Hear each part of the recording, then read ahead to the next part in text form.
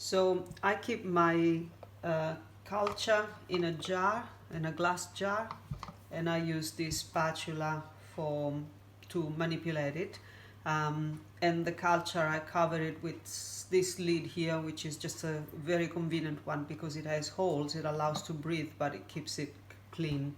To make the kefir, I use a bowl and a sieve that just fits nicely on the bowl. It's very convenient. First step is to drain the culture with the milk. It's been sitting together, milk and culture, for probably 24 hours now. So it's nice and cheesy, if I can use that word. And all I do is collect as much as I can from the jar, and then just do this. And this will gently allow the kefir to go through the sieve, and the culture, which you will see appears more and more defined, to be kept in the sieve. Just give me a minute, I'll be quiet.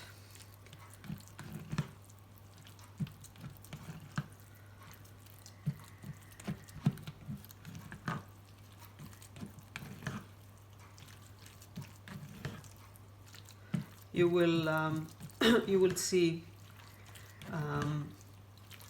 that it reaches a point where you are satisfied you have extracted enough without bruising the culture. What I do as a good measure, I rinse the jar with a little bit of water. I'll be right back. Cold water, to collect the last bits and pieces from the jar, and then I pour it here. It doesn't if you are making cheese, it doesn't matter really that you are diluting the fluid that you extract from the culture, because it will all be sieved again from when you make the cheese. But if your final goal is to just make kefir to drink, then do not rinse it, otherwise you are simply watering it down. Now, just because I'm doing the video, I'll put them back in here straight away. Otherwise, I would have spent a couple of minutes washing this one. But that's it. I'll put this one back.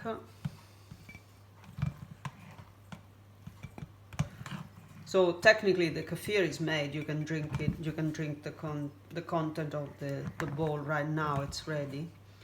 I don't know how long it stays in the fridge because I never had to save it.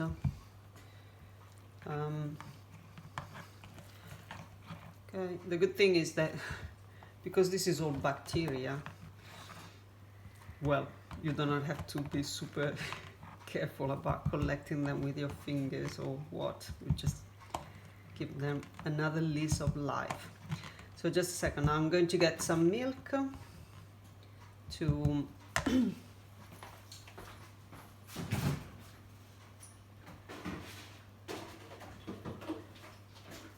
prepare the next batch of kefir. Of course, you can use organic milk, long life milk, all sorts of milks. They all work.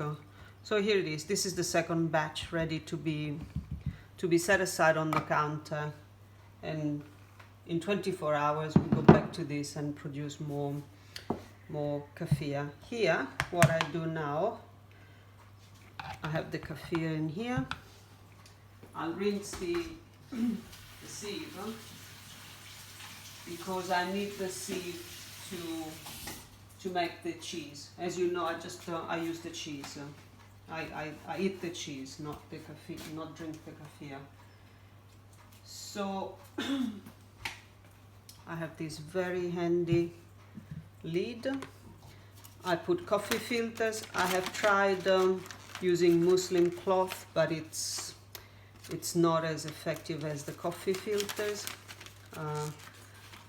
I don't know what to suggest. Maybe a bit of experimenting will reduce the waste of the coffee filters. I put a little bit of salt in here, which helps with the cheese making process. There is no rule, just a little bit, enough to make it palatable, make the cheese palatable. Now I pour this one here. It's a bit of an art I have developed over time. If you have bigger filters and different settings, obviously you will do it differently. And here we go. Now I have developed a system to minimize the amount of implements that I use to make the cheese, because I care about the cheese, but I don't care about dishwashing. I'll be back.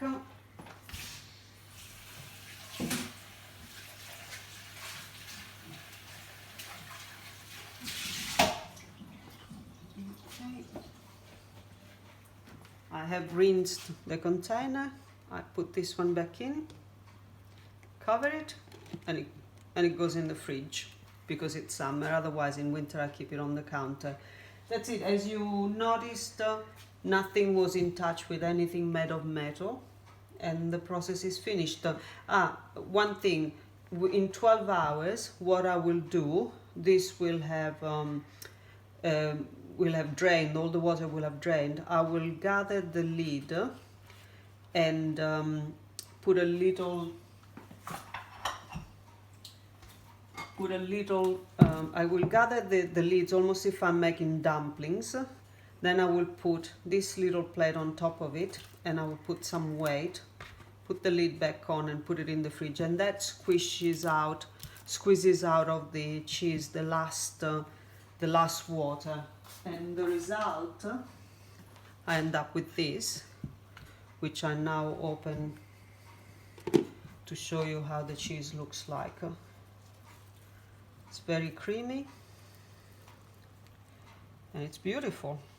It's tasty, and all I do, I'll scrape it off with a knife, because now I can use a knife, and it's just delicious. That's all. Enjoy.